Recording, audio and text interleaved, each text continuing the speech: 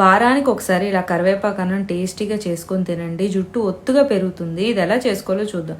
First ఒక కడాయిలో 2 table స్పూన్ల శనగపప్పు, 2 టేబుల్ స్పూన్ల మినపప్పు, 1 టేబుల్ స్పూన్ జీలకర్ర, 1/2 టేబుల్ స్పూన్ నల్ల మిరియాలు, 3 ఎండుమిర్చి వేసుకొని మంచి వాసన వచ్చేంత వరకు వేయించుకొని పక్కన ఉంచుకోండి.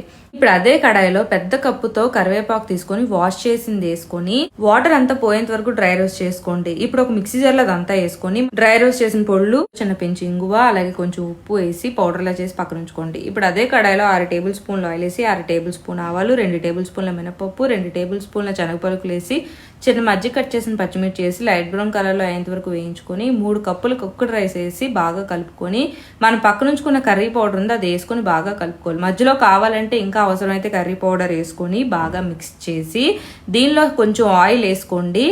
వేసుకొని బాగా కలుపుకొని కొంచెం ఉప్పు అలాగే చిన్న నిమ్మకాయ పిండుకొని బాగా కలుపుకొని పొటాటో కర్రీతో ఎంజాయ్ చేయండి.